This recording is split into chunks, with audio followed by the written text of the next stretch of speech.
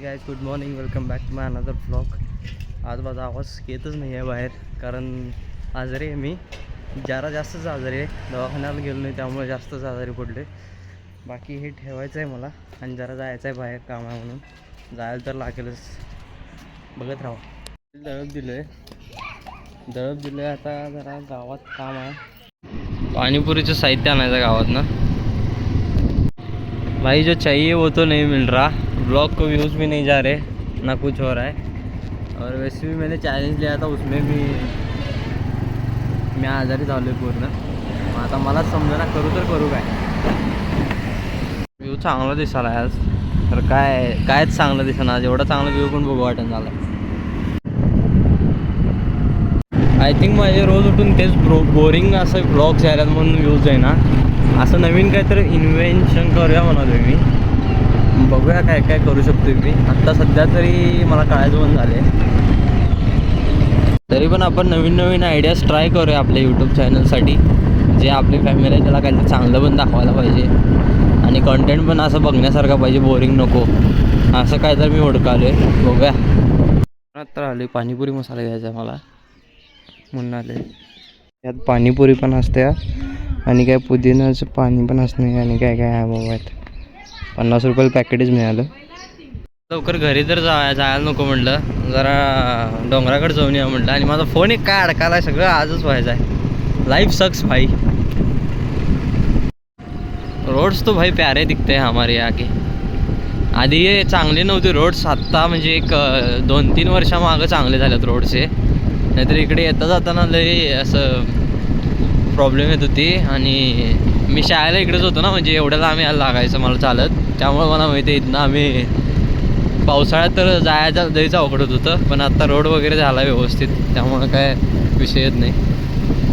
हे बघा किती भारी व्ह्यू दिसते. आणि तिथं वरती समोर हनुमानचं मंदिर आहे. तुम्ही मागल्या ब्लॉग्समध्ये बघितलं असेल, तिथं वरती होतो मी तेव्हा. आता इकडे खाली आलो आहे.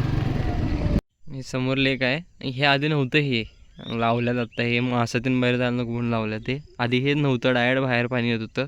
त्याच्यामुळं पाणी कमी येते, त्यामुळं समोरचा झराला पण पाणी कमी जाते.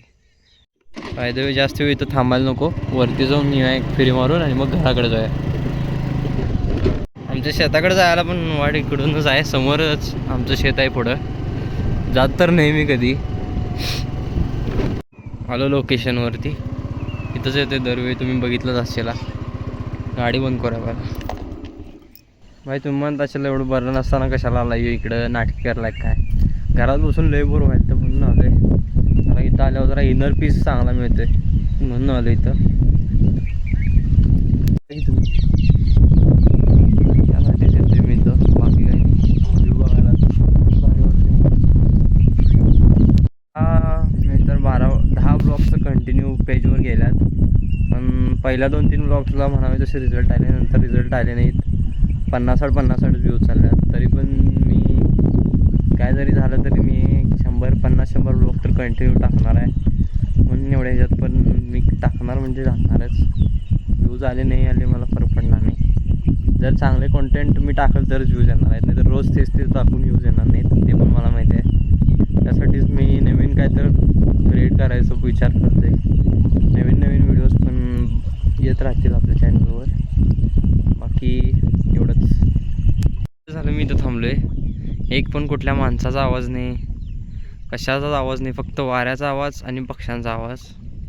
हेच भारी वाटते. ते माणसांच्या आवाजात कायम राहण्यापेक्षा इथं जरा बरं वाटते. म्हणून काय तर मूड ऑफ असेल किंवा काय असेल तर मी इथं येतो आहे. सगळ्यांच्या नशिबात असा प्लेस नसतो आहे, त्या बाबतीत मी लयच नशिबाला की असला प्लेस मिळाला मला. तरी मूड ते ऑफ असला तरी निवांत होऊ शकते मी. बाकी लईच वेळ झाला आहे, आपल्या घराकडे जाऊया. त्याला लईच वेळ झाला, लई वेळ झाला थांबलो मी इथं. भारी वाटलं म्हणून. खरं आता अंधार होत आला आहे, घराकडे जाऊया. आता पण बघा कसलं भारी वाटायला आहे तिथं समोर. तर भावांनो, आजच्या ब्लॉगमध्ये मी आता ह्याच्यापेक्षा व्यतिरिक्त आणि काही दाखवू शकत नाही, कारण एवढंच आलतो मी जरा रिलॅक्स होण्यासाठी. बाकी काही नाही. आता दवाखान्याला पण जावं लागेल मला. बाकी तर चला भावांनो, आजच्यासाठी एवढंच. भेटूया पुढच्या ब्लॉगमध्ये एक नवीन कॉन्टेंटसोबत नक्कीच. तोपर्यंत बाय बाय.